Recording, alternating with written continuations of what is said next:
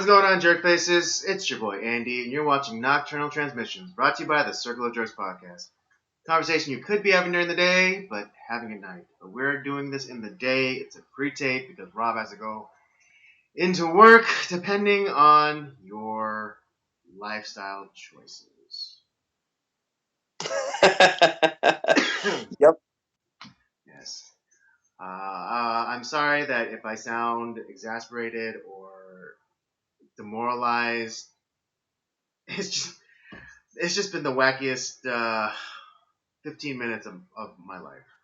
So, but but then also I had a very very disturbing childhood as well. So It's one of, well, see, we have a good show here, but it's gonna be a great show once we work out all the kinks. yeah, I know, right? Once everything starts running smoothly, it'll be a dream. But right now, it's a bit of a headache. It's a bit of a headache. I'm not, it's not even so much that the show is giving me a headache. It's just like little tiny things keep coming in and interrupting me, and you know you know constantly pulling me away from doing the show.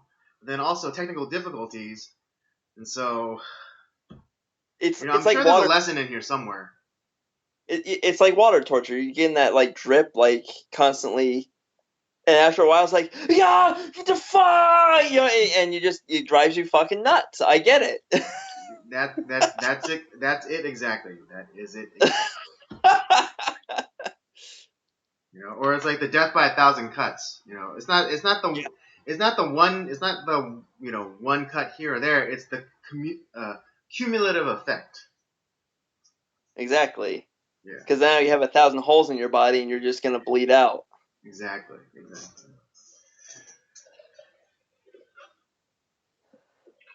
Trust me, I've been there, Andy. I get it. Yeah. Anyways, we're gonna turn this frown upside down, and use it as our umbrella. As corny as that sounds. I'll be extra ranty today. Maybe make some. Anyways, we have a great, good, fun show in store for you guys today. Along with our movie review, which this week was 1 million BC. We have, we'll be, we're talking about updates with the Epstein case, and then also with, talking a little bit about, talk about a little bit of the seeming exodus that's taking place within the church. With prominent figures within the church, coming out and all but renouncing their faith. Yeah. So it's it's been a wild week. Yeah, it's been a wild week, but I know we just went over this, but we're gonna do it again. So, Rob, how was your weekend? Jesus Christ, Andy, didn't you just? Exactly. I just asked you this, but So, for the sake of the so audience, yeah, I know. I'm always thinking of the audience. No. So this week, it was. I guess it was okay. I mean, I saw you, so the this past week or I don't know if it was last week or it's recently on Instagram. I saw a post for this kind of hipstery avant-garde Mexican place, but they had this really like awesome looking burrito that I wanted to check out. It's a surf and turf burrito, yeah. steak and shrimp. And For those of you at the end of Rob's story, want to go check it out. It was called the Mari Terra, which basically means sea and land burrito. And I think the place is called Soberitos. Yes, yeah, Sonia Rita. Yeah. Oh yeah. Yeah. Yeah, don't expect. Sonorillos. Don't ask me what that means because I didn't even bother to look it up on Google Translate. You can check out their Instagram page though. They have pictures of all their food and Yes, whatnot. and it does look. It Uh, looks delicious. but yeah, no, it's a a little bit of a pricey burrito, but it's we decided to take a culinary adventure. Head on down to I don't even know what is it. Is it Santa Monica or like I guess it would be Santa Monica, right? Well, sorta. I mean, the area is called Sawtell, and the restaurant is on the street Sawtell as well. So, if you say Oh, Sawtell, then people will automatically know what you're talking about. so there we go, Sawtell. So if you're in Yes. the LA area, head down to Sawtell and check this place out. What do you think of the burrito, Andy? Did you think it was worth the $14? Well, I don't think any food is worth $14. But True. but that's just the cheapskate in me. But Did you regret your purchase? what was that? Did you regret your purchase? Oh no, absolutely not. It was everything. It was, I guess, cracked up to be. Um, I guess particularly the steak for me was a particular note because you didn't uh, the beef flavor wasn't being lost. Because usually uh, they'll apply some sort of spice rub or a marinade, and like even for carne asada tacos, some like the only other place that I really liked, I mean, was El Gordo's. And that was Mm. like really surprising because like the beef flavor was still there, and I really appreciate that because a lot of times it gets lost in like the salsa or like the onion or what have you. But this beef in the burrito was the beef flavor was very pronounced, and I really appreciated that. Also, you got the nice char and smoke from like the grill, which I think just enhanced the flavor of the beef. Yeah, see, here's where I think the difference came in with their beef was because I think this is more of like this felt like more like they cooked a sirloin on like on a grill Mm. and then cut it, insert it, put it in the burrito. Whereas as you stated, yeah, like there's a lot of times where they'll have a lot of the mom and pop Mexican places, they'll have their meat in like a marinade that will marinate for 24 hours for like their that particular restaurant's like kind of the flavor that they're going for. Right. Then they'll grill it, and so you kind of you miss out on the steaky flavor. That's not really a word, but kind of that steak flavor. Mm. um and see, the thing is, like, for like a mom and pop, like kind of more authentic Mexican place, I feel like it would be kind of weird to have that flavor. But for a place like this, which is it kind of feels more of a fusiony type of restaurant, Right. I think it works perfectly. Right. Yeah. This isn't like your mom and pop places with the abuelita in the back, pressing the tortillas by hand. This is very much a near commercial slash franchise level of establishment. I Yeah, would but as say. far that's kind of what the vibe I got from there Right. too. The quality control is like to that level where it's like if they were a franchise, I would not be surprised. Yeah, I wouldn't be surprised either. But as far as I know, I think that's the only location at the moment. Right. Right. Right. Right. Right. But yeah, I'll definitely go back at some point. Probably the same thing because it was pretty damn good. Oh, it Or was. maybe I'll Yeah. try some other. It was, and like you said, like the better question is like, do you regret getting it? And I do not regret getting it at all. My only criticism is, and it is a slight one, and you might not have experienced it, but I definitely did. But towards the the the second half of my burrito, because it comes to you, pre-cut, two halves. Um, the last couple of bites of the second half of my burrito were a bit salty. Not to the point where it's like It's disgusting, but it's noticeable. My suspicion is because it might be the chipotle mayo that they put in there. Because I got mine Mm, without it because I didn't have any like saltiness in mine. right. Okay. Oh, then that might have been it because I wasn't even aware that there was chipotle mayo in it.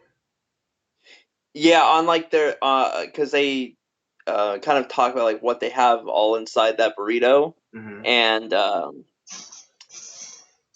so okay, there's two things I noticed. So on the end of that one, there's chipotle mayo. I didn't want that because I a hate mayo and I don't really care for chipotle all that much. Hmm. So and mixing the two is like no thanks. The other thing that I noticed, unlike a lot of other more traditional places, is that here rice and beans in your burrito were extra, whereas normally that's already thrown Right. in. They always it's complimentary, or it's at least like a part of the meal. To be honest, I kind of appreciate that because to me it's filler. So Right. I want like to be smacked with beef and like whatever you order in there, and then like the pico de gallo, the cheese, the guacamole. That's the stuff I want inside there. It Mm, kind of reminded me a little bit more of San Diego style burritos than LA style burritos. right. Well, yeah, maybe that's what. Yeah, because I was like, that's what it was. Because I was trying to think about like what this reminded me of, and then just now when you just said San Diego, I was like, that's what it was. It was it definitely was more of a San Diego style uh, burrito as opposed to the LA style burrito where you get like the rice and beans in it, and served like usually within like a bigger tortilla as well. Right. But So yeah, I think I'll go so back. that Maybe that I'll make try that something makes else sense. next time. But yeah, now that I'm thinking, now that I'm really thinking about it, it's like, yeah, it does kind of remind me more of San Diego than LA. Mm. Mm-hmm. Other than that, I'm going to be writing a article for this collaboration thing with some fellow gamers on Twitter. Guy that I follow, or we follow each other. It's goes by the name of Well Read Mage, and he does a lot of uh, like gaming blogs and whatnot. Mm-hmm. And we're doing 100 Mario games, 100 different Mario games by 100 different authors. So 100 different people are going to be in on this, talking about different like mainline, for the most part, mainline Mario games. Mm-hmm. Um, I'm going to be doing an article on the Wii U new Super Mario Brothers, a game that I have, Mm-hmm. and so I'll get. It's not going to be a review. It's more of I guess, a retrospective, kind of like a look. My personal thoughts on the game, a little bit of history of the game, all that kind of stuff, and kind of celebrate. And as a gamer myself, it kind of, as we've seen on, if you've watched some of my gaming stuff on Up by Up Down, Mario was one of the original Super Mario Brothers was the game that kind of got me, you know, starting, in gaming. Mm-hmm. And so to be kind of talk a little bit about that and um, how that genre, has evolved in a sense, and it's stayed the same, yet it's evolved and gotten better. So it'll be kind of fun to talk about that stuff, and I think we're kind of planning on putting something out by March 10th or Mario Day, Mm-hmm. you know. um, so I'll be working on that probably the next like month or so because I got to beat the game. I gotta find a way to get some, screen capture footage that looks decent. Um, I'll figure something Mm-hmm. out because I don't have with the older ones I can do some screen capture stuff, but the newer stuff I have to figure out a way to do it. So we'll Right. figure Right, and something you're out. doing this on Nintendo Wii, you said? The Nintendo Wii U. So it's Oh, the not the no now they have the Switch. It's the console before the Switch, which I not many see. people liked, but I happen to have. I got it for. There was a reason I bought that system. There was three games that I bought it for. One was the Super Mario Maker, which I Mm-hmm. have. This game that I'm going to be reviewing, which I also have, and then Zelda Breath of the Wild. Those are the three games that I really wanted to get. Mm-hmm. And then I happened to buy a bunch of other games to go along with it, which, Right. to be honest, a lot of the games on that system are pretty awesome. There wasn't a lot of misses on. It just was a poorly um, um, advertised system. Like it just they Nintendo kind of they failed. They failed that system, unfortunately. Right. Was it because like they didn't like push it enough, or just was it like also like No, poor I like don't. market response? I think it's a mixture of everything. Uh Definitely poor marketing on Nintendo's part because uh the only reason I know about it is because I'm a gamer. Like there was, you know, now you see all those damn Switch commercials all the time. Yeah. Yeah, where was that? Where was that for the Wii U? It was nowhere to Mm-hmm. be seen. I don't think that there was. I can't think of a one that it. Um, and I think like had they called it something other than the Wii U, maybe that would have helped. Because it's not a bad system. It's kind of Mm-hmm. a. It needed a little bit more of a push, but you know it's kind of it'll be a system that'll probably be lost to the ages. That it's like, oh, that was kind of a cool little neat thing that they did once. Right. It'll be yeah. It'll be one of those things where like you have to be like a super like Nintendo fan or like a really big like a game like particularly like you have like this real like you kind of like fetish for like consoles and things like that. Yeah, exactly. You know. But yeah, it's I think it's gonna be a lot of fun. Um, you know, I've been working on something for to do for our gaming channel. Yeah, kind of doing more of a scripted thing. I've been working on a couple games, kind of writing some stuff, to kind of for a blog stuff, and as well as doing maybe like a more of a scripted type of thing to reboot that show. Mm-hmm. Um, and so I can pair this along with that, and I'm pretty excited about it, just to collaborate with other gamers, kind of share our thoughts on a you know, one of the most iconic brand characters in Right.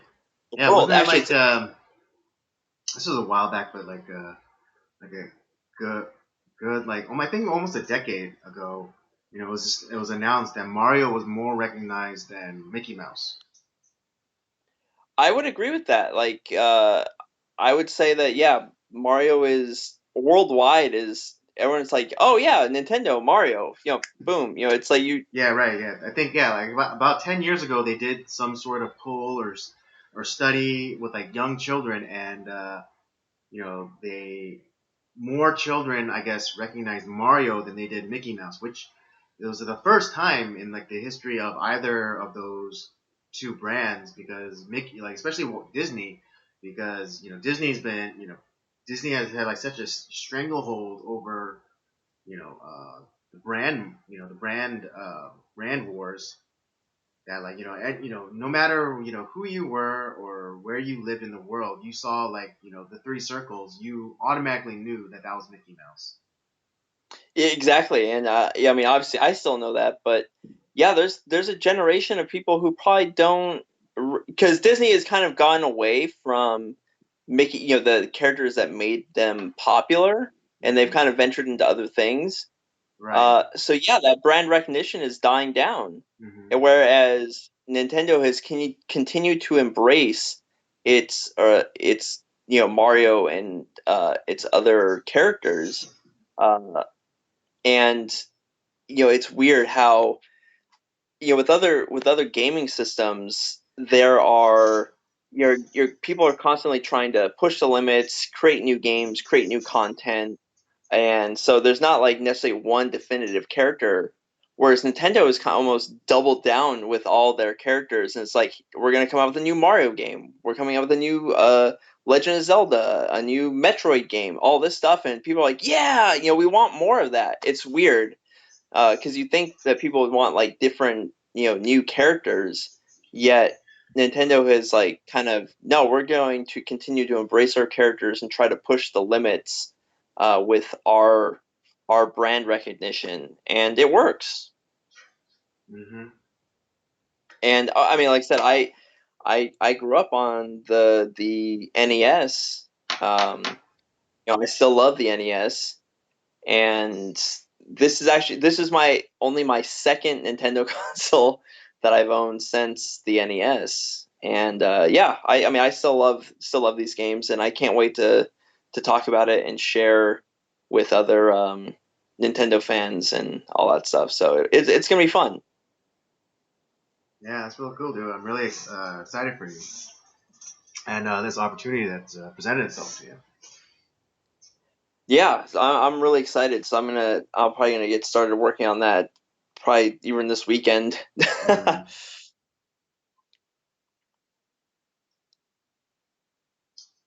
good, good.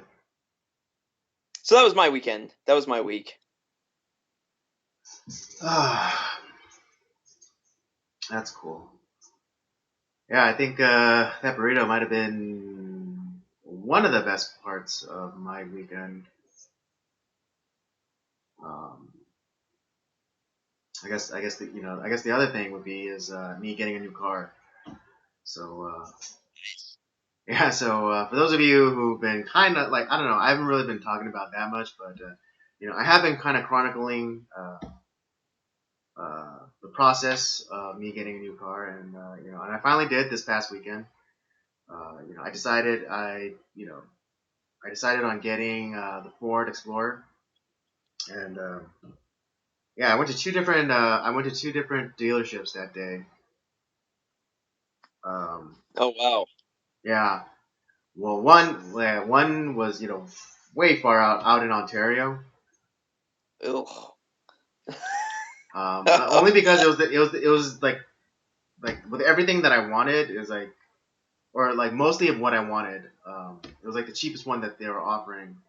But when it came time to negotiate, they really wouldn't budge, and so we just had to like, all right, you're not if you actually not going to make a deal, then and that not just like the tactic. It was like, all right, fine, we'll just leave then, and then they like kind of like Right. stop us and say like, no, no, no, let's try to hammer something out. It's like they wouldn't entertain the idea, and so it's like, or they didn't All like. right. Yeah, they didn't like, they didn't do the dance where it's like, because we came in and like at a ridiculously low price, and so Right. he's like, hey man, bro, he's like, hey man, he's like, what the blood in my veins too, kind of like, come on, let's make a deal or something, it was none of that. It Yeah. was just like, it's like, nope, we can't do it. It's like, and then my dad's like, all right, fine, we're leaving, and like, kind of, I think he was trying to trying to see if they would at least be like, hey, let's, try to, come to a reasonable price. It was like, it was no. It's like, okay, and like we bounced. Although, um, they did say that it was that there were one of the dealerships didn't um, that didn't have like it wasn't like the salespeople don't make money like based off commission. Yeah. Yeah, so there's like really like no pressure. Like there's no like real like pressure for them to like get people in and trying to get them to buy cars really.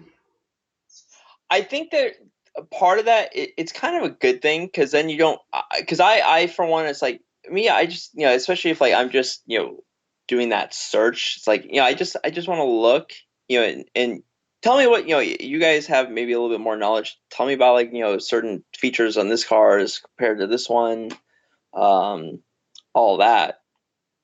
It's like where they're not like in trying to get do the hustle. But at the same time, I can see where if you're trying to maybe find the best deal, that Mm-hmm. might not always be like the ideal. Because those type of places will like it's kind of like, listen, this is the price. Uh, maybe there's like we can make a couple of slight changes, but other than that, that's what you're going to be buying. And I Hmm. think there's a lot more people that are wanting to go that route. They want to know like, okay, that's the price, that's what I'm going to pay. Boom, I got my car, I'm out of here. It's like, whereas I know like the Korean in you is like, nope, got to find that deal, baby. I know, no, and yeah, and then I mean, and then obviously, of course, we had more luck at the second location, and and luckily, I didn't do like the negotiating. My dad, I let my dad take care of it. He's bought way more cars than I do. I have. So yeah, so I let him take the lead. And what? Exactly. So yeah, I definitely picked up I definitely picked up some more skills. Just just when the time comes, and I'm and I can do and I can do it by myself, then I'll be confident, going in there to negotiate the price. But my dad hammered the sales guy, and he got him to come way down off the MSRP. Um, yeah, yeah, and yeah, my dad is. Yeah, no, he hammered them, and like he basically got them to like take uh like $7,000 off the MSRP. Yeah, and he got like and then after that, like he got them to come down like really low on the payments because we had to finance. Um, but he also got them to like kick in like at very minute like less than $10 extra a month for like extended warranty.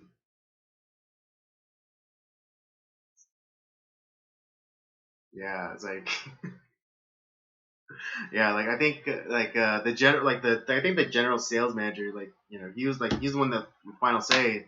But like my dad was like dealing with him, and just like my dad was just like hammering him, and then he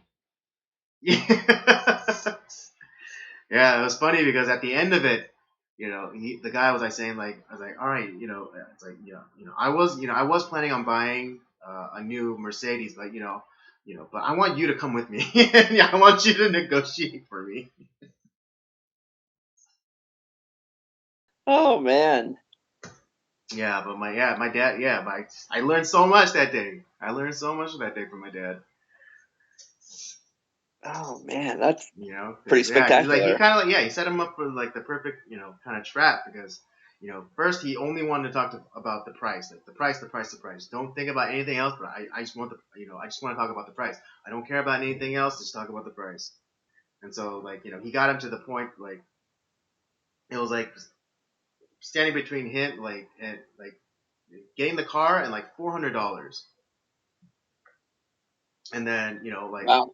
yeah, and then my dad's like, no, no, it's not gonna work for me. It's not gonna work for me. And then like the guys, so the sales guy's like, all right, I'm coming down $200. And he's like, all right, good, and, And then after that, like he's like, all right, I'll take it. And then after that, we got into like the payment plans, and like initially they were like asking us for like nearly like $600 for like over 5 years. But it's like that wasn't realistic at all. And so yeah, my dad got him like they were my dad was trying to get them like below $500. Um, and like they tried everything to get it down to like they got to like 520 a month. But my dad's like, no, no, I still can't do it. And then he got the guy to use like some sort of like finance coupon where like it gave like a $2,500 credit.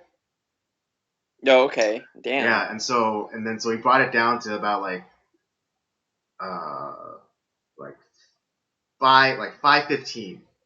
And my dad's like, still no. It's like, oh, I was like, no, that's too much. It's like, no. And then like, well, it's like, and he's like, and he asked like, oh, if we brought a little bit more for the down payment, do you think, maybe we can do it.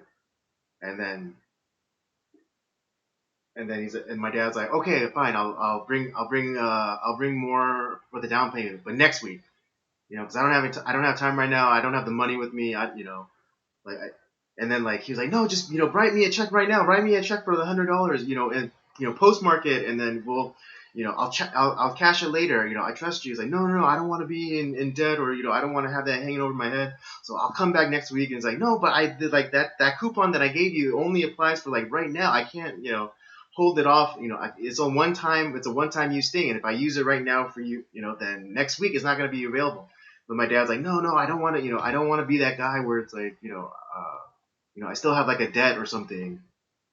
And so off like the initial down payment, like he took, like he's like, all right, forget that $100 then. You take off that $100, just give me whatever you're gonna give me initially, and then we'll get this done. And it's like, okay, fine. And then and so Oh man, no, I think it was $1,000. Yeah, it was $1,000, like off off what they wanted, from of the down payment. oh wow. Yeah. So yeah, it was great. And then finally, like the like what like so he brought it back. So the sales guy brought it down to like 499, and my dad's like, all right, let's do it. And then he came back and was like, he's like, for $20 more, we'll give you the extended warranty, you know. And my dad's like, no, no, forget it. And he's like 15. He's like, what about 15? He's like, and then my dad's like, how about 10? And the sales guy damn near like burst a blood vessel in his brain. He's like, yo, you're killing me. And then he's like, fine, 10. And he goes back to go put it in the computer, but then he comes back and he's like, all right, it's like because you know I must be because I want you to come back, and I want you to negotiate for my new Mercedes. I'm gonna give you the extended warranty for for only $9 extra a month.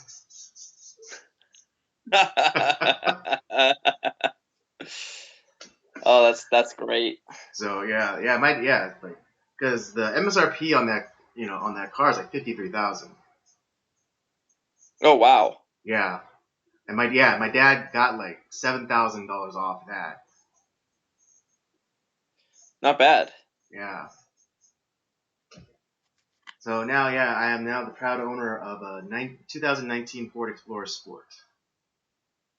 Cool. Gonna have to give me a ride. Yeah. Oh man, it's so nice.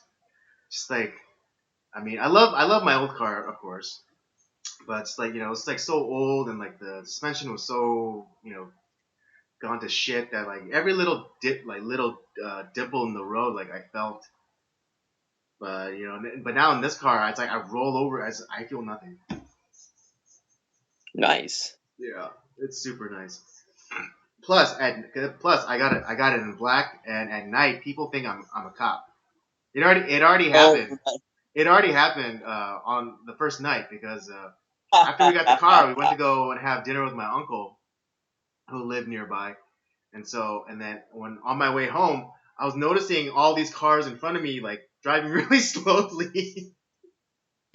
And so from behind, like I think, like yeah, I'm not. I wouldn't be surprised. The silhouette. They probably thought it was a cop, or I was Yeah, a cop. wouldn't be surprising to me at all. And I know someone who can give you a decent deal on some car care products. Yes, when we do that episode, I could talk to him. Yes, you can. Yes, I can. He can preach the gospel of car care. Right, I know. Especially being my car being black and stuff. I definitely would want like something to like so like I could just like take like one of those duster things and Yeah, yeah. Actually, well, you should probably bring it by. He'll he can show you a few things. Word, word, word. Well, yes, that happened. But also, this past weekend, a friend of mine, he got married. So congratulations to him and his new wife, his lovely new wife. Um, it was a great ceremony. You know, it was all done in one place. This nice kind of like event spot in Glendale. So the ceremony happened there. The reception happened there. You know, it was indoor, thank God, because you know I was wearing a suit and you know I didn't really feel like I just had it dry cleaned, so I really didn't want to send it out to be dry cleaned again. Right. Yeah. Um, but it was great, you know, and it was a bit of a, and it was also a bit of a like reunion, a little bit of mini reunion because there was people there, you know, I haven't seen in like a couple of years to like going on like maybe like 10 years. Um, so you know that was very lovely. Um, but if I may, if I were to highlight one reunion, it'd be with this kid. I mean, it's not a kid, but he's like maybe 5 to 6 years younger than me.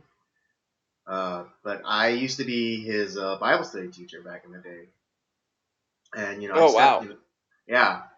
But you know, but it's like a lot of the younger guys there that were there, they were like all like my students at one time or another. So so it just goes to Wow. show. It just goes to show, you know, the I guess the longevity of my career as a Sunday school teacher is. Um, Right. yeah, and so you know, I kind of talking to him, and you know he's been having a bit of a rough time, and I could you know, and I could definitely relate to that. You know, really, you know, kind of having a hard time, you know, finding his legs, as it were. And then, you know, I asked, you know, how he was doing, you know, spiritually, and you know, he said, you know, and he admitted to me, you know, not great, and you know, he confessed, or like you know, kind of made an apology towards me. It's like, yeah, you know, at the time I didn't really appreciate, you know, all the things that you're trying to teach me, and you know, and trying to share, you know, or teach me about the faith. But now, you know, now that I'm older, I'm starting to, I'm starting to realize how much I took that, took you for granted. And I was just, and I was really touched by that, you know, and I thanked them, and you know, he confessed to me that, you know, how, you know, he felt like God was uh,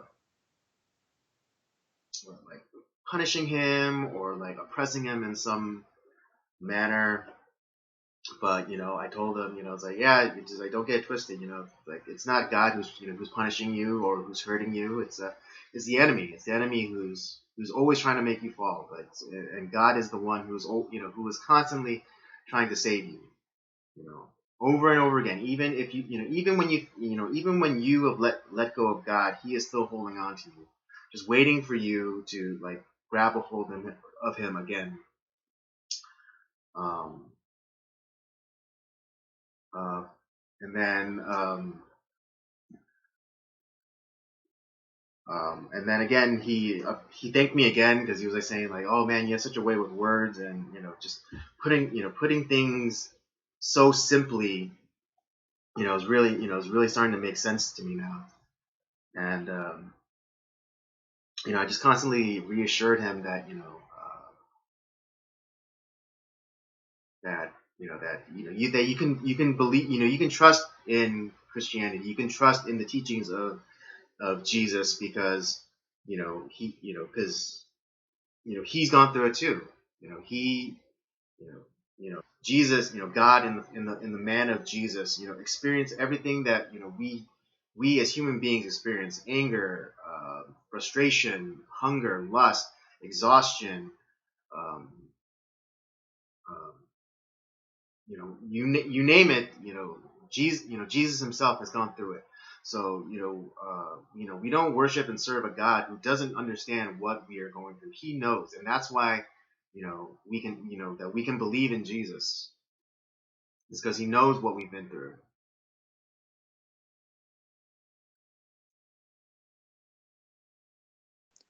Um, Well, yeah. No, those oh, are.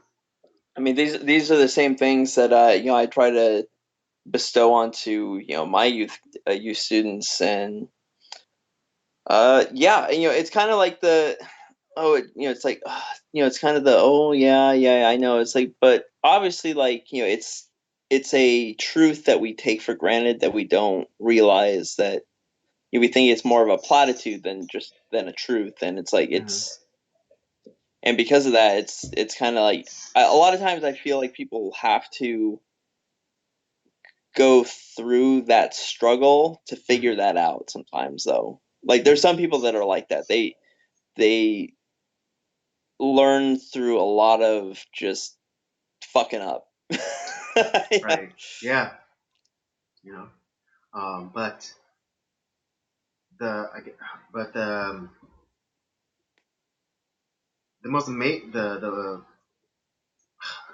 don't know, the most amazing part of that whole exchange was, when he told me that, you know, this was a young man that grew up without a father, and as far as he was as far as he was aware, his entire life he thought his father had died. But then he tells me that, that just recently, after 25 years, his father like reached out to him. Yeah, and so he told me that, he didn't know how to, he felt, he's feeling all these emotions, and um he's like, he just didn't know, like, how to feel, how to, express it. And and I don't and I at that night, I think I was attuned to God's heart, because I was spitting out truth, and it was, and it was all like, and I think it was like all applicable to his situation. And I just, and then I told him, I was like, isn't it interesting that, your earthly father, who you thought was dead, is now alive.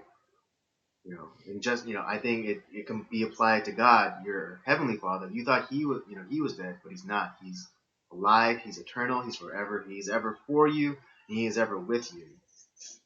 And and then, we embraced, and then I just told him I love you. And if you ever need anything, if you ever need me, I will be there for you. And after that, and I don't know why, you know, I just began to cry. Um, and and it wasn't because, like, I was feeling bad for him, but it's like I I felt the broken heart of, of God for, his child, his wayward son. And it's, Yeah, and it broke my heart too, at the point, like, it made me cry. And it wasn't like sadness, but it was beautiful tears. I mean, don't get me wrong, like, it was like, it was sadness, but it was beautiful tears. It was tears of a father longing for his son. definitely. Yeah. And so, yeah, and I think that was like the first time in a very long time where I think I truly believe that my heart and God's heart were attuned, and I felt the Father's heart.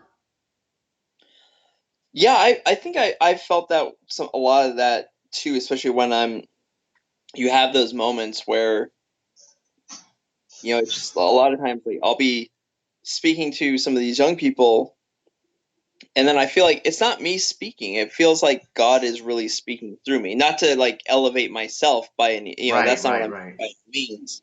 But it's like, because I'm thinking, it's like, wow, I would have never thought of that.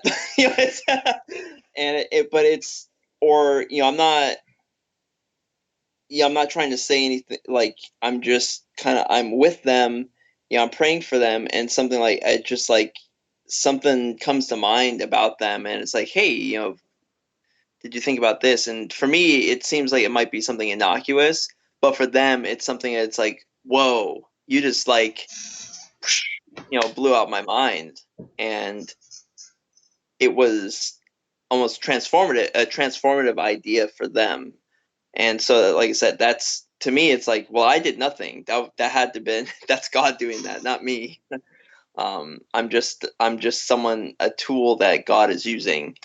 Right. And I Yeah. find That's perfect because that's exactly how I felt. Because like, even though my mouth is moving, I was just speaking truth.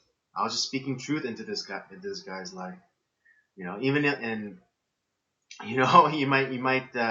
some people might hear that story and it's like, man, you must have been a crappy teacher. But it's like, as a teacher, you are only meant to ready the field and plant the seed. Because that's it's all. That's God, all we can it's do. God that who grows the fruit of faith, Exactly. right? And to be honest, We're only that's his labor. liberating. Yeah, we're only his day laborers. Yeah. We ready the soil and we plant the seed, but God grows the fruit. To me, that's very liberating Mhm. because I have nothing to do with people's salvation. All I can Right? do is share Exactly. the all I can Exactly. do is share the truth, understand what the hell I'm doing, because there's a lot of people that are, go off half cocked and have no idea. They do more damage to the soil Right. than they help it. Right. Yeah. You And could again uh, like, but just yeah, it could yeah. God grows the fruit, but you are credited though. You are accredited but the right, honor, because like there's like that scene, that milieu of like you standing in heaven and like who will speak on behalf of this person, like you have like, and he's like, oh, you hear, it's like, oh, I'm here because like just behind you, say, oh, I'm here because of him. It's like, I'm here because of him too. And it's like all of a sudden, you see like the rows of people, that that you set up, for them to grow, definitely, and it becomes like a garden. yeah. Well, I think this definitely leads us into another topic of Yes, it similar. does. See, didn't I tell you? Didn't I tell you this story would? Yeah, it does. Yeah, Perfect transition. perfect transition. So from a good teacher to I think a terrible teaching, but from Hmm. that terrible teaching, I think we can learn something Hmm. and keep our minds focused on what we're doing as believers. And Hmm. so a few weeks ago, we talked about was it Josh Harris, the author Yes, of yes, yes. uh, uh, was it Say No to Dating, or like Say Goodbye to Kissing, Dating? dating goodbye, or something. Thank you. Yes, a book that I think is way overrated, but I understand why people liked it Right. and valued it. Um, but we also have another, I think, highly overrated um, leader, Marty Sampson from Hillsong, and uh, well, I'm going to say so. Go ahead and pull up his Instagram post because there's certain things that I want to address based off like cause some of the things that he said. But he's another high profile leader, quote unquote leader of the church. Obviously, using worship as a platform to do God's work, which is a admirable thing to do. But he came out with an infamous post recently, and now I've heard some people say it's like, oh, we should, be more, uh, loving and caring, and he's just a guy that's wrestling with his faith and all that. And it's like, and if I felt like that was the case, I would agree because I think everyone at some or at least at one time in their life as a Christian, you struggle with your faith. You have those questions, and that's okay. Like God doesn't call us to blind faith. I think that's one of the misnomers in Christianity, that we're Hmm. just a bunch of lemmings that we just do what we're told, and it's some crazy cult. Hmm. Uh, but see that I don't think this is what Marty Sampson does, and I go to his post to talk about that, especially the way he ended his post in that uh, for I'm misquoting him kind of, but essentially he was saying is like, I'm not here to serve anyone else. It's like well, actually, that's the whole damn point. It's you're not here for you. Right. Do you remember? Was it? Do you know? Remember? Do you remember when he posted? He might have I think he deleted it, but I uh, wasn't sure if maybe somebody had like captured it or like screenshotted it. had, All right, let me. yeah. But anyways, like so, I'll try to paraphrase, and if you pull it up, you can correct me. Okay, But he yeah. talks about like how he is like, oh, I'm going through these things, and there's how many pastors fall. Nobody talks about it. How many Bible contradictions are there? Nobody talks about it. Um, how many uh, what was the other one that was just so like, wow, this guy has not done any of like um I forgot there was a couple other lines that he had there that was just like very egregious. And then he ends it with saying it's like, all I can do is be myself. Like, I wasn't put on this, earth to serve others. It was very that to me was the point. It's like, okay, so none of this was a kind of like putting his struggle out there, like, oh hey, no, I'm wrestling with these questions, but I know where I can go to for answers, and I'm going to work at that. That's admirable. See that, and that's something like me. That's what I've had to do. Where when things have fallen to rock bottom, I didn't have this kind of narcissistic, kind of viewpoint. Um, Instead, it's like, okay, well, let me get back to the basics. Let me get to, maybe my theology is wrong. Maybe the way I'm viewing things is wrong. Let me go to something that I know to be true, and that the more I study it, the more I look at it, the more I see, the supporting material and how. Okay, I now remembering one of the other ones. It's like, how many how many millions of people don't believe and there's a and are going to, supposedly going to hell because of it. Nobody talks about it. It's like, um, and if churches and church leaders and teachers aren't talking about this stuff, that's okay. I admit that's egregious. Um, but there have been millennia of theologians, pastors, teachers, all these missionaries who have wrestled, studied, written, wrestled with all this stuff. And it's like, and the way that to think that he is the only one that's ever thought of these things, that's ever struggled with these things, is pretty lame, to be honest. But it wasn't so much like, hey, if it was one thing where, because he's such a high level figure within the church, the fact that like it's one thing to put that up there, but then kind of like, you're not providing any sort of like, okay, but I'm looking into it, or um it's not like, oh, I'm gonna take like a small sabbatical while I work through this. No, he's gonna keep doing the same goddamn thing. And it's like, so you're not giving up your leadership position, and yet you're leading people into something that you don't even believe yourself. Like, so it's not about like, to me, that's the epitome of a false teacher. Right. Yeah. It'd be. Hey, It's the same thing as if an atheist were to lead a Sunday service. yeah, It doesn't he make has. sense. Yeah, he has no biblical knowledge. He has. I'm. It's this is. I think I don't know if his church is particularly like Pentecostal, but this is typical of the some of the newer churches and all this fancy like music and all this stuff. It's more about like the show than it is about the actual like importance. Why people are there. Sure, yeah. Don't get me wrong. Worship's important. To be honest, I'm kind of an old curmudgeon. I like hymns. Because I think they have more solid theology within the music.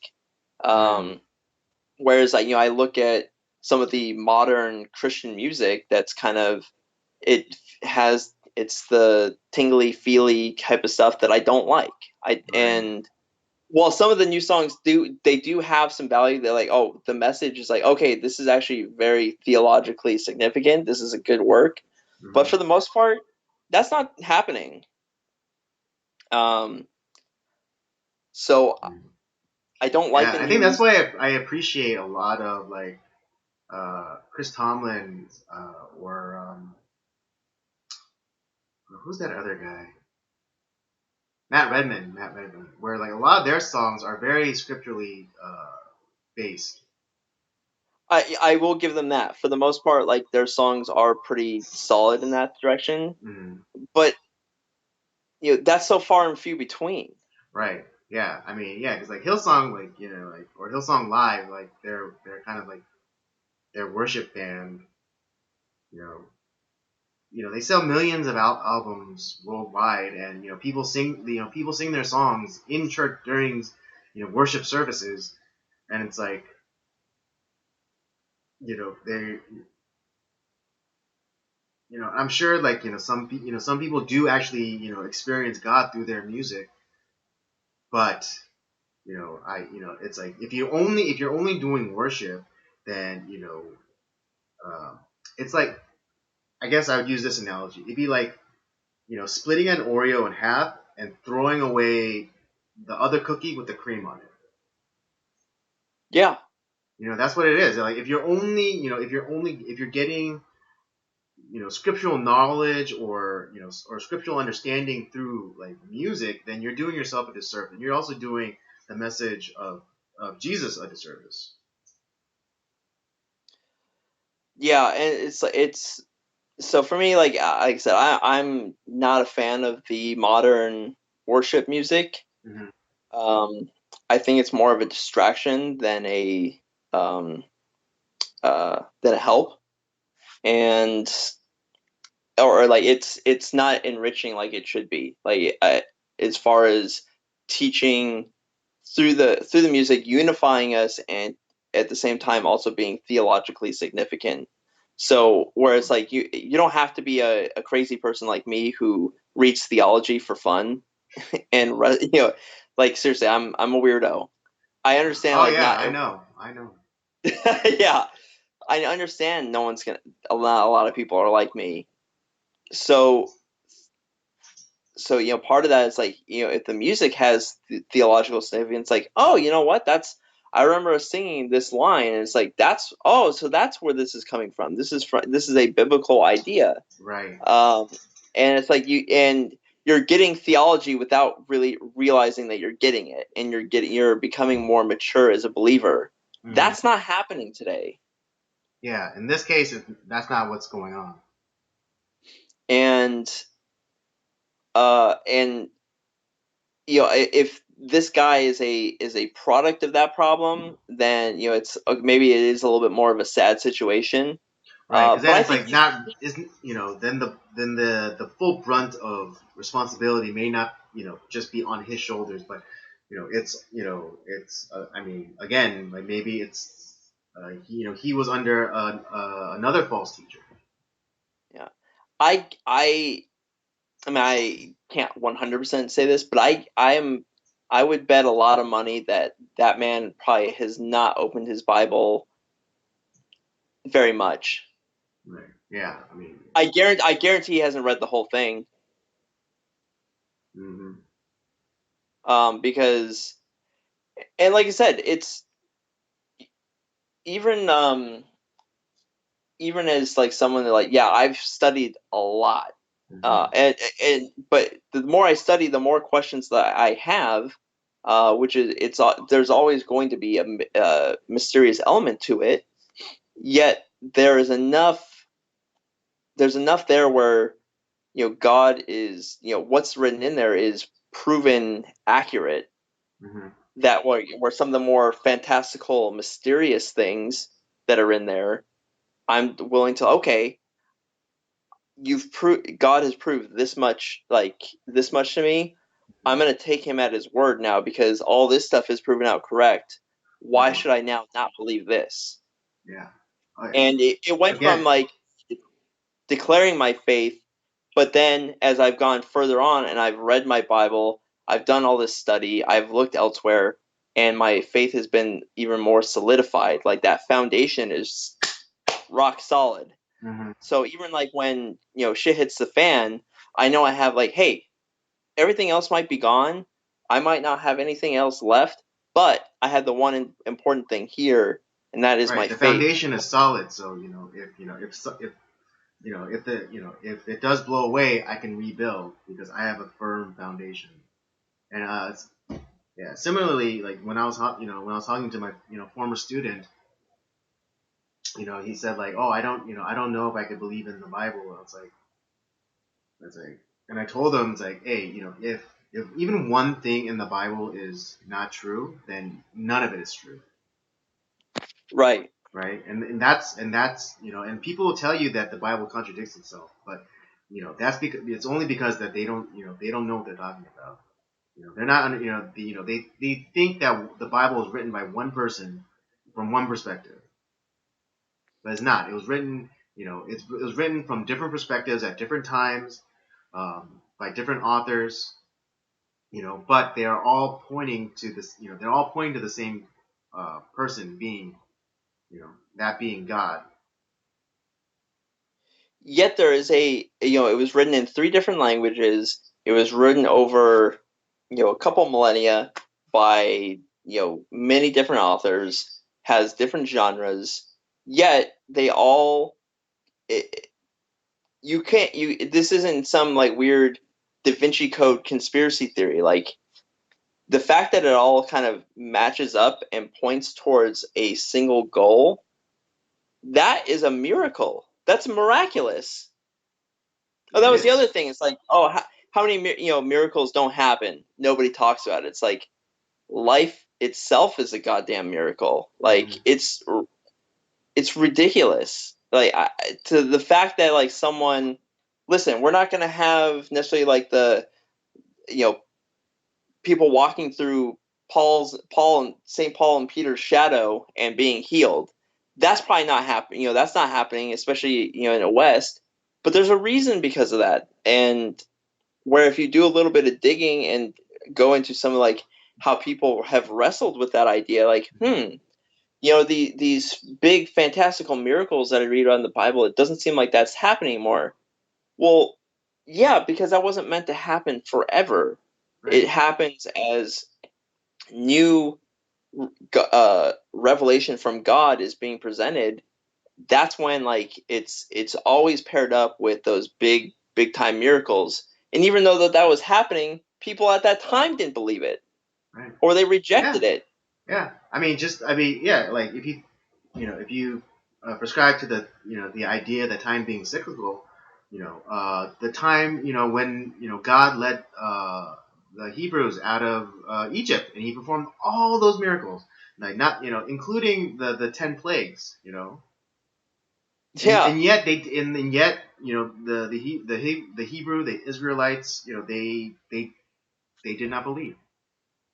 God caused a column of fire to come down, and He parted the red, and He parted an ocean, and yet they did not believe. Yeah. And not only did he part the sea, it was dry ground that they crossed Right, on. right, right. Yeah, it wasn't like they're like sloshing through like soggy. It was firm ground that they could easily walk over. And yet So they did not believe. So and then again, like good eon later, when Jesus comes around, he was healing the sick. He was causing he was causing miracles. He fed like 5,000 people, and yet they saw all these things with their own eyes, and yet they still didn't believe. yeah, and I look back to someone like Elijah, where he performed all these miracles for God as his prophet, yet became scared and worried for his life, and he went up to Mount Sinai to kind of seek out answers, to hide out and to seek out answers, and he was looking for God's voice in these, because Mount Sinai is obviously like one of the that's one of those key places in the Bible where so many of the biblical figures and heroes have been, and so many grand miracles have happened for them. And Elijah was looking for that same thing, but he didn't find God's presence in those things. It was in the whisper of the wind where he heard God. And we're no long we have a written out revelation of God's word. It's right here in front of us. We can read it. Um, and so a lot of times, like, if you know that Bible, if you know God's word, you see the miracles all around you. Yeah, it's not going to be like slap in the face, but all the stuff that people, with their kind of paganistic ideas, oh, it's karma, it's the cosmos, it's fate, it's all this stuff. It's like, no, it's not. Right. I mean, just to go back to the what you said, the idea of life being a miracle. It's sad that obvious things aren't obvious anymore. It's like creation needs a creator. Um, no one looks at the Mona Lisa and says like, oh, look at what evolution has produced. It took a million years, and all the right conditions happened to form this painting. Like, no. Obviously someone crafted the frame, and someone stretched the canvas, and someone ground up the powders and the minerals and the pigments, and then mixed it together with like egg white, egg whites and things like that to make paint, and then Leonardo da Vinci applied the paint and created the Mona Lisa. Creation needs a creator. Yeah, And and it's like that one simple, obvious truth, like that people that can't seem to get wrap their heads around. Because most people think like we're a product of like a trillion accidents, literally a trillion accidents. Like the idea of like the first like amino acid being created in a pool of mud, and then all of a sudden like bacteria coming and like through reproduction through like just fornicating, like an eye is created, and then from that like appendages and all that sort of thing. It's like, no, obviously creation needs a creator. Just like you can't say a car came together after millions of years and like the right conditions and this and that. It's like, no, someone built that car. Someone created that car. It was created. Just like human beings, everything in this world is created, and yeah, creation needs a creator. yep, and this isn't on a complete bash on Marty Sampson rant, but I'm just the fact, especially the way he ended it. I That said it all to me. It's like the guy had no faith to begin with. It was more about he was kind of like the guy with where it grew up real the seeds grew up real fast, but because there was no depth, all shallows are clear, and he burned out Mm-hmm. because the feeling is gone because there's no depth to him. There's no Mm-hmm. depth to his faith. Had no knowledge. Didn't there was no cultivation. There was nothing. Right. There's no And deep roots. There's no deep roots for yeah. There's and no the deep roots for when the winds came. and the unfortunate thing is that he I don't maybe unfortunate maybe fortunate is that a lot of the people that are like him are going to go away too, and it's just like um and but the other thing is like there might be people who like wow like this is kind of weird, and should I and then they start questioning themselves. Maybe it produces something good. Maybe it makes people like kind of realize that you can't rely on other people. You have to figure it out for yourself too. You have to wrestle with it yourself. You can't just expect a Sunday message and a midweek Bible study to be all it is. You have to constantly be studying it, constantly be like reading about it, reading stuff about it, and yeah, not just to puff up your own knowledge, but to do something with it. A lot of obviously it comes to a couple things that um, a you're living more to be like Christ, and two is to share the good news. And the more you know, the better that you're able to share that. You're not forcing anything on anybody, but you're just the guy that's scattering seeds. Mm-hmm. And when you're not trying to force opportunities and you let God lead you, I don't have to go out on a street corner to, and run people, shake them, hold people by the shirts and like, yeah, you want to hear the good news? No, people like flock to me for some reason. Like, it's God brings these people to me and I talk to them. And it's like, and it naturally comes up. Like, they're like, oh, hey, why do you do things this way? Oh, well, I'm glad you asked that. And then it starts up that conversation, and then I share my faith. Yep. And I don't know. To be honest, like this and Josh Harris and all these guys piss me off to no end because it makes my job as a teacher harder. Mm-hmm. Um, and because a lot of people are only going to look at these people like, oh, look at these guys, like they were, on top of the world and they had all this stuff and they were Christian and now they're not. And it's like, well, they're not actually. To me, they're not Christian. You Mm-hmm. can't just lose your faith. Sorry. You might have trust me. There's been times where I'm by no means perfect whatsoever. I'm not saying that. Um, but these guys, it pisses me off to no end. Mm. Not Absolutely. because not because they're questioning, because I'm always telling my students, Right. ask Yeah. And questions. yeah, and don't get it twisted. There, we're not upset with these guys because you know they have questions or they're struggling with certain aspects of Christianity, but they're outright you know renouncing like what they supposedly previously believed, which and because they are prominent figures within the church, within Christianity, it just casts a bad light on all believers. There was something that I read, and I'm really drawing a blank on like where I read it and who it was from, but it brought up an interesting point. There's a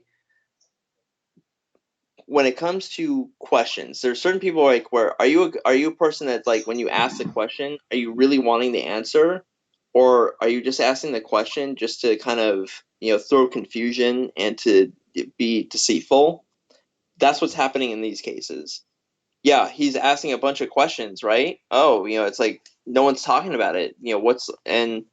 But he has no intention. I guarantee he has zero intention of actually going out and seeking those answers and doing anything about it. If he's really like having a hard time wrestling with that, I don't think he's going to look at those answers.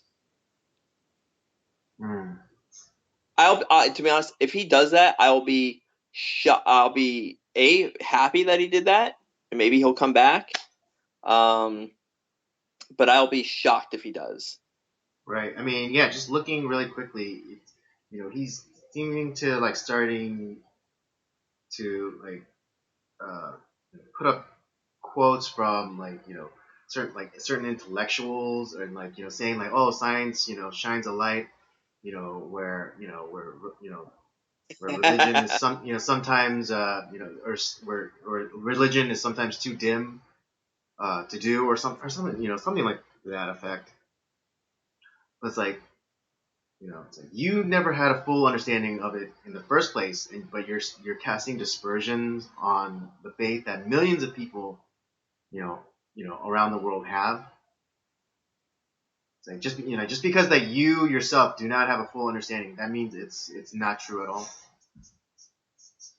Yeah, and here's the other thing too is like that like the majority of people that have been made like that scientists and inventors who have made our life better Mm-hmm. that came way before his time. Oh yeah, by the way, they were Bible believing Christians. Who would have Right. thunk? And because they were reading their Bibles, like, I wonder. Not because the Bible's a science book; it doesn't claim to be. But they're like, that's an interesting idea. Let me do an experiment. Boom, Right. and then Yeah. all I of a mean, the sudden, big one of the biggest is Mendel. yeah, The genetics. genetics, like genetic manipulation, or like you having tastier corn or tomatoes or whatever. That all started within the church, a monastery, a monk, a man of faith. Yeah, and even currently today, and unfortunately, the way that the science community it's very corrupt, unfortunately, Oh and it's yeah. kind of like how we've been dealing with our politics. It's a lot of false information and kind of casting um, a lot of false and nasty claims to people who disagree with the narrative. Hmm. But if you're actually looking at the truth, if you're allowing the evidence and stuff to play out, um, there's a lot of more to back up, kind of like more of the real science would kind of back up a little bit more like what's being shown in scripture. Hmm. Um, Now we can't they always say, oh well, evolution, it's a scientific fact, not like microevolution, which is Yeah, that's another adaptation. interesting thing. People say that a lot of people say oh, evolution, it's a fact. It's like, no, it hasn't. It's still a theory. It hasn't been proven, even though like It people can say like, oh yeah, evolution is proven. It's proven. It's like, where's the proof? Where's because first, it as can far as never be a science. to my knowledge, there hasn't been any big announcement claiming announcing that evolution is 100% accurate and true. It can never be a scientific fact just based off the definition, because you can't recreate it. Right? Exactly. Yeah. Like Now of the course, scientific process, you can't recreate it in a lab. You can't recreate evolution in a lab. It just doesn't happen. right, just like, and to be fair, it's like, so yes, the creation model of thinking, that's also a theory. We can't prove that as a scientific fact. So what we have to do is look at the evidence that's available to us Mhm. based off of scientific data that we do discover through observation. And like, based off of that, yeah, I would say that as you do actual digging and are objective, the creation model becomes more reasonable, and a lot of More these probable or more probable. right, and you have a lot of atheist scientists who are like, yeah, certain things become a problem when we follow the evolution model. Like it doesn't, the math doesn't add up, the science doesn't add up. After there's certain points where it's like it becomes very problematic and we don't know what to do with it. Right. Now And that's yeah, and that's they're because not going and to, that's why they need those billions and trillions of years, because if they didn't, it wouldn't. Then their theory doesn't hold up. but that also doesn't add up to the laws of thermodynamics. You can't have chaos become order. It doesn't Right. happen. Yeah, and then also like entropy, like how can like something last for that long and not and I mean it's not like we're able to keep temperature from way back then. So like like is the sun really at a certain stage? Like how do you know that's not how do you know that that's the sun is not going to be the same size and everything like that forever? And how do you even know that suns even have life cycles? You know, Right. That's, so like I said, it's it's the stuff that, like, Marty Sampson, like, he's not gonna look into this stuff. He's not gonna actually do actual digging. He's gonna fall into, right? whatever the Yeah, narrative is, whatever the he's just gonna whatever the renounce, easiest and thing then is. he's just gonna cast dispersions. But he's never gonna do the legwork and read the Oh yeah, Bible no. and like do his own research and to try and find answers. I'm not saying like he that he will or that his research will like bring him back to the faith, but he's not gonna do the heavy lifting. Oh, there's no way in hell he's gonna do that, any lifting. No way. And same thing with Josh Harrison. We already kind of know the direction he's gone down. Yeah, He went way out of his way to become part of the LGBTQ community yeah, the now, alphabet and people. I don't. Yeah, yeah, because it's one thing to just say like, oh, I don't think I can consider myself a Christian, and I'm divorcing my wife. Or like, that's one thing. So like, okay, fine, cool. It's like, But I also would like to make an apology to the LGBT community, and I apologize if I have offended or any blah blah blah blah blah. Okay.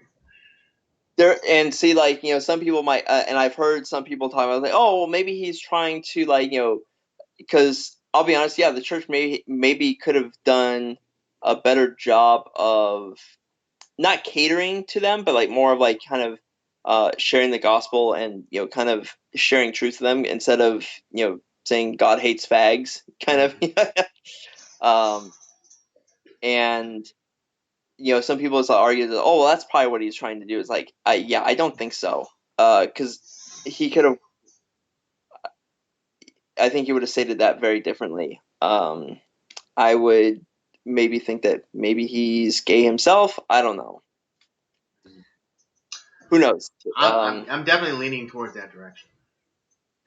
Yeah, I think there's some smoke to that fire. Yes. All right. Anyway, I think I think just as believers, it's our job,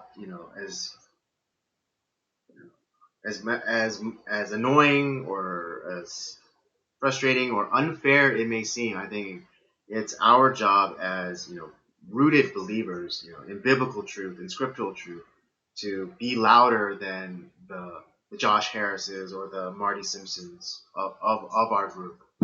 So Yeah, and it makes my job a hell of a lot harder. But oh well, it's the job I signed up for, I guess. I mean, but again, it goes back to what I was telling my former students, like uh, God knows it all because He experienced it Himself through Jesus.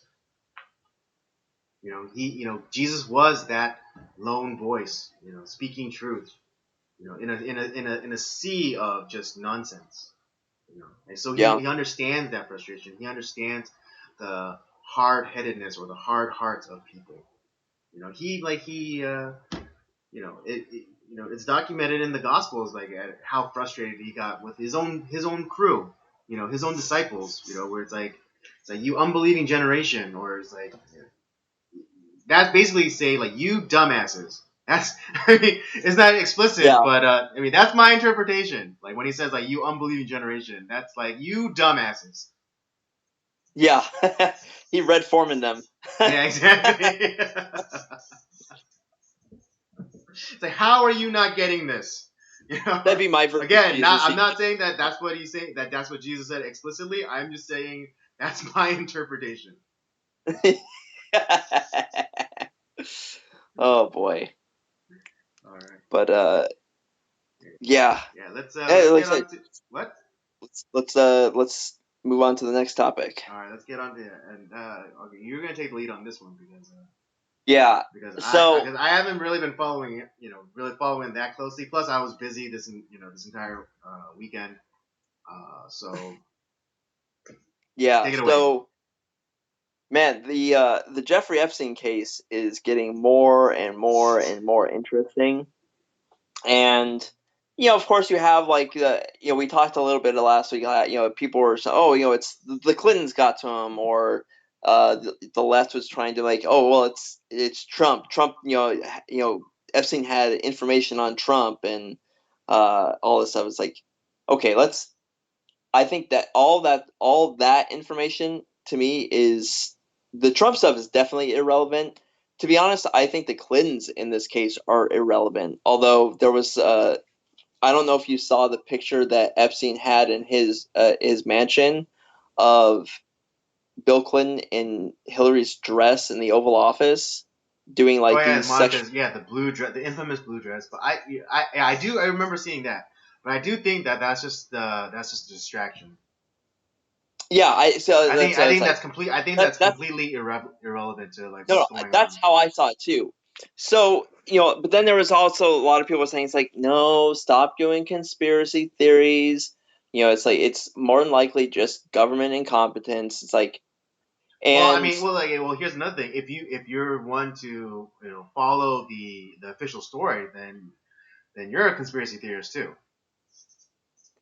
well, here's where it's like when you actually look at like some of the facts that have come out, it's like this is too on the nose. This one make Hollywood. This is crazy. Uh, so literally, like, so Epstein has all this information. He probably made his money off of blackmail. Um, Right, right, right. and so obviously he gets imprisoned, and then he said I'm singing like a canary. I got all this information. I want to, he's trying to get a lesser sentence. Right. Don't blame him. I mean, He's definitely trying to cut that's a deal. that's what he that is what he prepared for. That's why he had all that information. And like literally a day after that news comes out that he is starting to name names, dead, right? So there's weird kind of thing. Number one, raises a few antennas, a few red flags. Then you have where the like he was supposed to be on suicide watch. So that means like the guards were checking on him every 30 minutes. He had Mm-hmm. someone in his cell with him to like kind of alert the guards if he was trying to do something. Then all of a sudden, like hours before the quote unquote suicide, that that inmate that was in with him is transferred out. Okay, he's gone. Then not one, but both guards happen to just fall asleep for 3 hours. Fell asleep. That was the official report. They just both of them fell asleep at the same time for the same amount of time, and uh, it's like this is what I talked about. It's like, were these people paid off? Were they drugged? What happened? That's something's not right there either. And from what it sounds like, that and when the autopsy came back, had it been a like the way that he supposedly committed suicide using these paper thin bed sheets on a not very tall bunk bed with him like leaning forward to choke himself, yet several bones in his neck were broken severely, which would suggest strangulation in the Oh, coroner's opinion. yeah. I think I did watch the Stefan Molyneux interview with the ER doctor, and he was talking about like that one bone in I forget what it's called in your your throat. It's not connected to anything, but it's like a Right, just U-shaped right bone, there. and if it's broken, it's like a U shape. So imagine a U. If you're looking down on a U shape, and then like if it's broken inward, that means that suggests strangulation. Right, but it wasn't just that bone either in his Right, right, neck that right, was. right, right. That's where it's like, because you could say like, oh, if it was just one, like maybe like the way he did it, like he was through him strangling himself, Yeah. maybe, but there were more than one. It was several. That's where it's like, that's Well, right, and it's kind of like, like even initially, the coroner said like, "Oh, we need more information." Like, the initial report came out and said like, "Oh, we actually need more information." Say, well, what more information do you need? Here's a dead guy. You examine his body, but you need more information. oh, and on top of that, by the way, like the cameras, at that time that were supposed to be, that they weren't pointed at near his cell. They went down. The cameras weren't working. All this stuff. It's like all of this happened at once within a several, maybe a 30-minute span. And you're telling me like, how am I the official narrative itself is it's a conspiracy theory. It's like any sane rational person would say, hmm, one coincidence, one of those things happening, maybe it's just incompetence. No, something happened. And the problem is, and to me it's not the Clintons, it's not any of these people. It's more than likely this gang of disgusting monsters that he associated himself with. These are, it's that secret society, craziness that we see in like Eyes Wide Shut. These people have tons of money, tons of influence, tons of power, and him dying helps them. And because honestly, I don't think anything's going to happen from this. I think we're going to find a lot more details about Epstein, all these stuff about, and it's gonna eventually amount to nothing. We'll know that, like, oh, there's a lot of this information that's out there that it doesn't mean anything. And there has been like where Epstein created this will that was, I think, within a few days of his murder, um, and yet, but he wasn't of sound mind. How could he sign these legal documents? He was on suicide watch. Who Mm-hmm. let that go through? So there's that. Then you have like his butler had copies of all this information too, but he's dead. So it's kind of so all these people thinking like, oh, it's just government incompetence. It's all it's don't buy into conspiracy theories. Like, I'm not buying into conspiracy theories. I'm letting the evidence speak for itself. Something happened to this man, Mm-hmm. and am I sad that he's dead? Hell no. I'm glad he's rotting in hell. But the fact that, like, as big as he is, as powerful as he is, people even more powerful than himself who are continuing to do this horrific, you know, disgusting, vile, satanic thing are continuing to do their thing. And that's what pisses me off.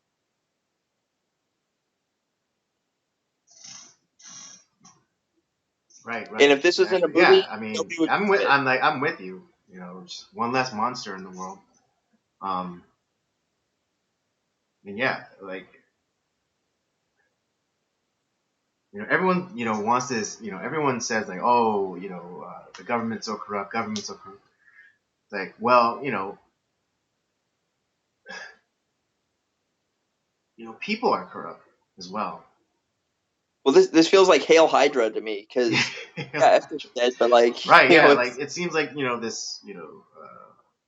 Yeah. This. It kind of like maybe it wasn't necessarily the people like in the government, but it's like because of an infiltration within the government. Just like just as Robert was like was inferring, if you're aware of comic books or even or just the MCU, Hydra, they were seemingly defeated back in 1944, but they were actually brought in to help America, but they helped themselves, as it were, and and insinuated themselves within every aspect of our country, from government to technology, to private industry, as in Captain America: Winter Soldier, the character of Armin Zola said, we grew like a beautiful parasite. yeah. Well, it's like just like the Greek mythological creature. You cut off one head, two more pop up. So I mean, that's exactly what Epstein is one monster that we defeated, but well, not Yeah, but really yeah, defeat. there's probably like 4 Epsteins waiting in the wing, ready to be activated. Yeah, if they're not already activated, if they're not Yeah. already working. Mm-hmm. Who knows how many more secret societies, secret islands that there are where they're trafficking children, probably killing them. Mm-hmm. Um, it just, uh. But I just, because I keep hearing like a lot of, it's like, oh, it's just government incompetence, and obviously, like, the mainstream news is they're all talking about all the wrong things. Not even thinking about any of the curiosities, and it just makes me wonder, like, how many of these people are actually involved in this? Right. Yeah. But hopefully, something does. I hope something. Hopefully, something good does come of this. And more light is brought to bear. Uh, more light is brought in to illuminate the shadows, and just true justice could be served. Yeah. I mean, that's the optimistic side of it. and what I'd want to see happen. I that's my hope too, Andy. I just yeah, I'm skeptical at the moment, but I'll be pleasantly surprised if something changes. Right. All right. Let's get into the movie review, Sounds like a which good plan. yeah, which again is the movie 1,000,000 BC, but it's the 1966 version. Let me just give you guys a quick synopsis of the movie. Uh, what was that? Stuff happened. There's a Yeah, stuff synopsis of the happened. film. Move on. Anyways, okay. In survival of the fittest mentality of the rock tribe, the strongest receive the best of everything, while the scraps are left for the weak. When Tumak fails to protect what is his from the tribe's leader, Akoba, the rock people send Tumak into exile. Discovered by Luana, a member of the peaceful Shell tribe, Tumak reluctantly joins her strangely kind people. Tumak struggles to adapt, but Luana will not give up on changing his savage ways.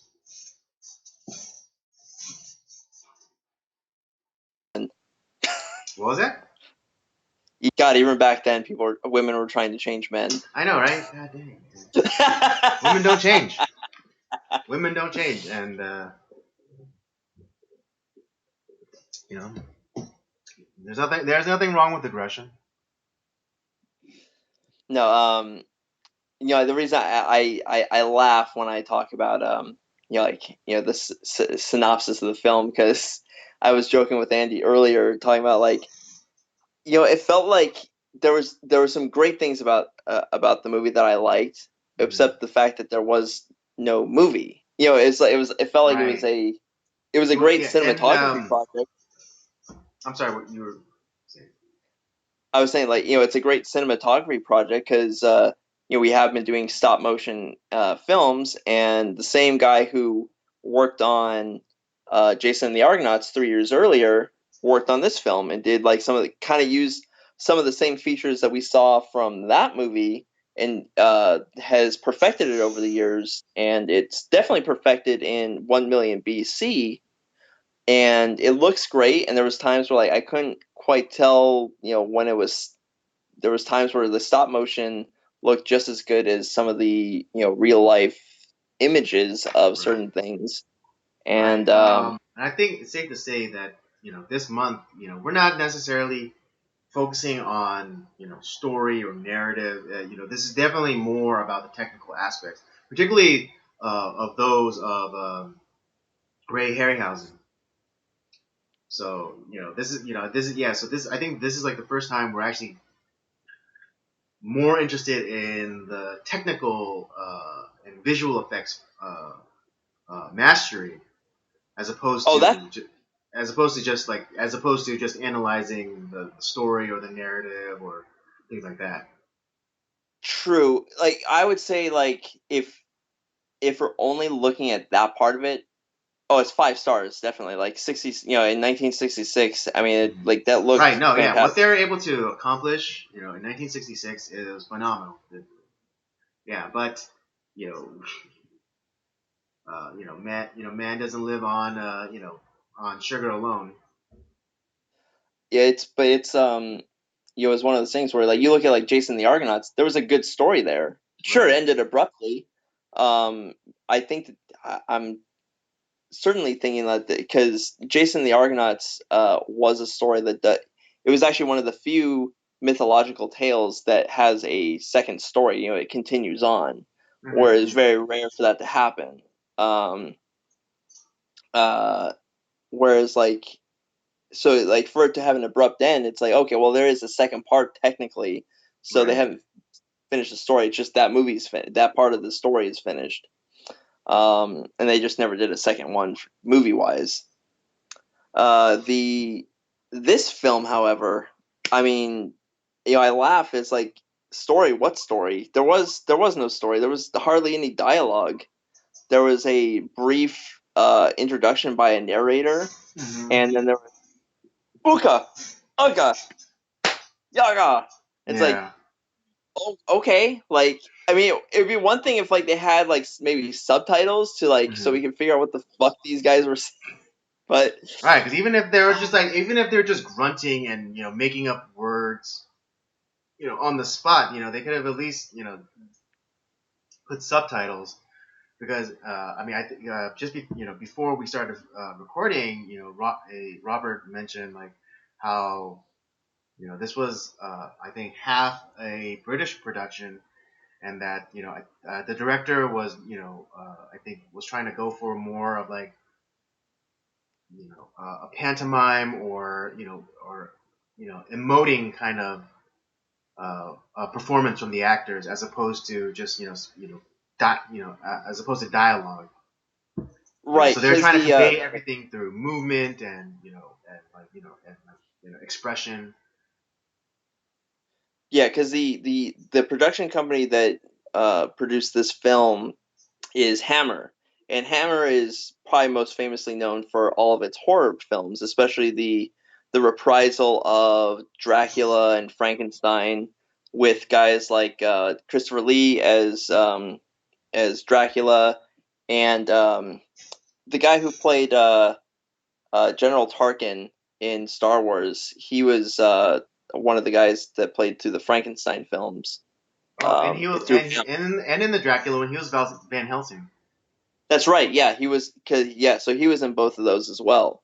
Mm-hmm. So, that's what Hammer is known for. It's known for those horror films. And Christopher Lee, because he hated the dialogue that they created for him, so he tried to kind of recreate more of that, um, acting with your presence more than with dialogue, which he did a great job of.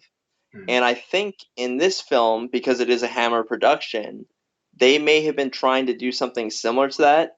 Yet, unlike with Christopher Lee and all these other guys, this flopped. This like Right, there because was I a couple think scenes like because of the acting, because the acting proficiency or talents of the actors that they had, it was nowhere near the caliber of Christopher Lee. right, and it's like and I think maybe because like these guys didn't grow up in the silent era either. I mean, they weren't actors in the silent era like guys like Boris Karloff and Lon Chaney Mm-hmm. and all Bela Lugosi. Where they they had to emote better. They had to be more dramatic, and that transferred over really well to the sound films. Mm-hmm. Yet here, these guys, not no disrespect to the actors, but they did not do a good job at pulling that off. If that was the case, if that was what they were going for, they failed miserably. Mm-hmm.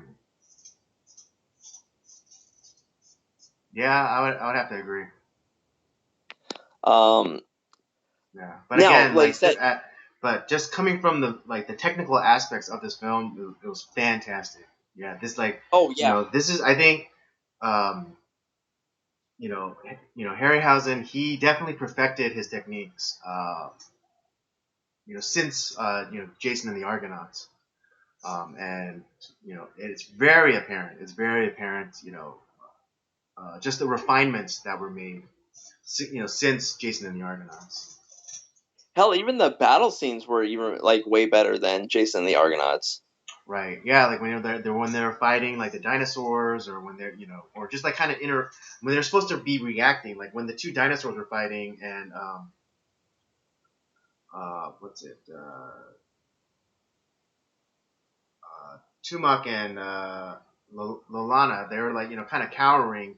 It was a lot better of performance by them, like kind of reacting to like the dinosaurs that at the time when they filmed weren't there, but then later superimposed into the scene.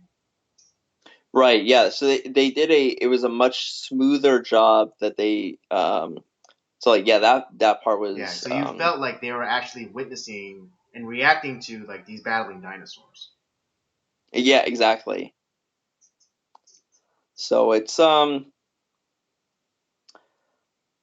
yeah, that's I mean like as I said, the technical aspects, the cinematography was great. The I thought like the set design and the costume design was really well done. Yeah, Um agreed. like I said, everything else about the movie was fine except for the actual like story, because it just felt like the way I described it to you, Andy, was like if you've ever watched 2001: A Space Odyssey, it's everything. It's if you cut out all the science fiction stuff and the futuristic stuff, it's that beginning Right, and part of just focus on the monkeys. Then that's pretty good. yeah, that's 1 million BC, and it just I don't know it was disappointing in a lot of ways. There was some great. It was great in some ways and very very disappointing in others. Mhm. Absolutely. But hey, every once in a while you're gonna, when you're kind of rooting around looking at stuff, sometimes you pick up a piece of shit.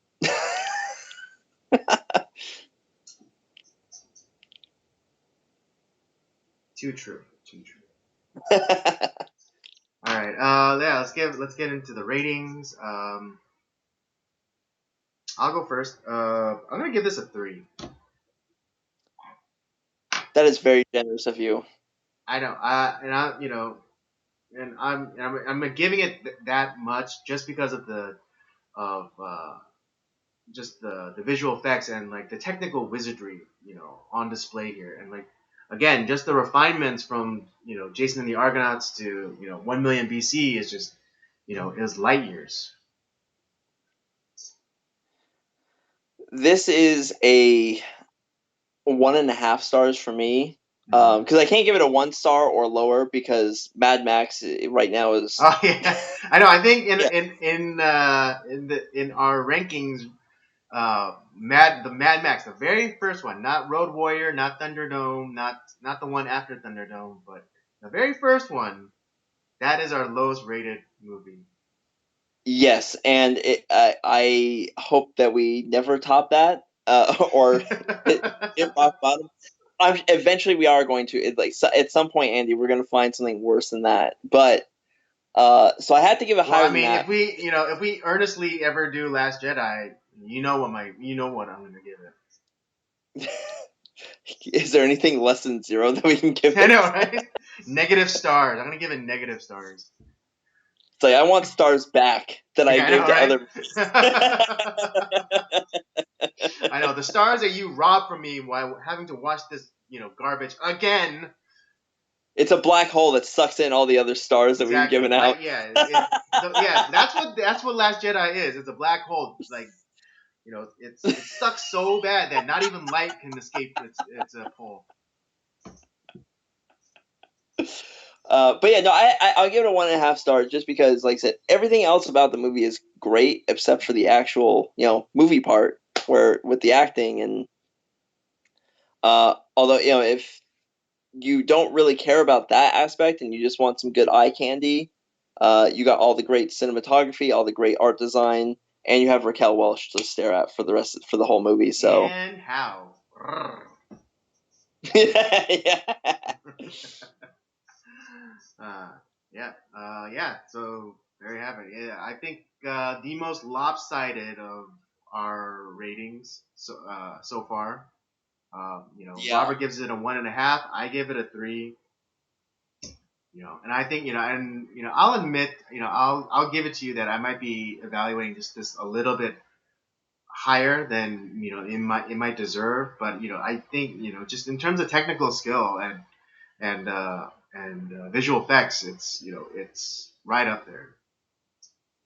The I will say one thing. So the Lolana, played by Raquel Welch, Mm-hmm. that her like costume bit, like her being that cave woman. Mm-hmm. Uh, since we were talking about games earlier in the show, there's a game that I love quite a bit called Chrono Trigger, and it's a time traveling game. Mm-hmm. And one of the characters that you find from the past is a girl named Ayla, and Ayla is designed, I think, outside of the hair color.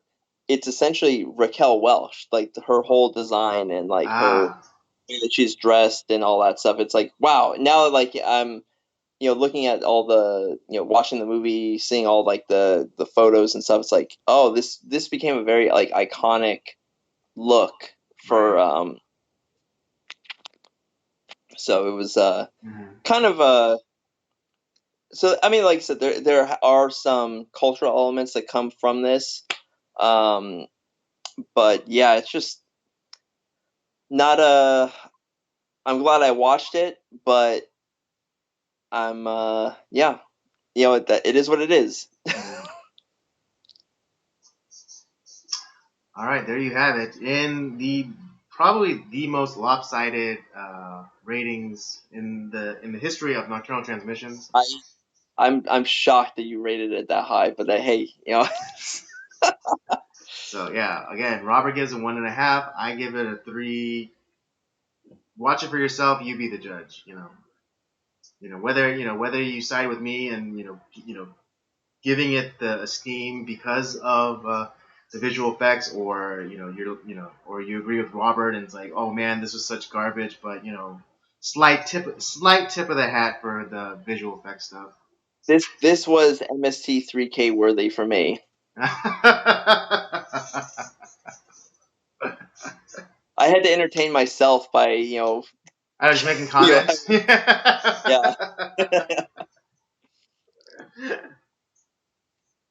All right, let's wrap this up. Uh, well, that'll do it for us tonight. Thank you for joining us. Don't forget to join us every Tuesday night at 8-ish, sometimes live, for Nocturnal Transmissions. Don't forget to check out the library of other shows we got. The main podcast, Nocturnal Transmissions, of course, with the excerpts, and Rob's gaming show, Up by Up Down. Don't forget to follow our social media accounts, Twitter at PodcastCOJ and Instagram at Circle of Jerks Podcast. And for Robert and myself, we say thank you, and we'll see you all next time. And don't do anything I would.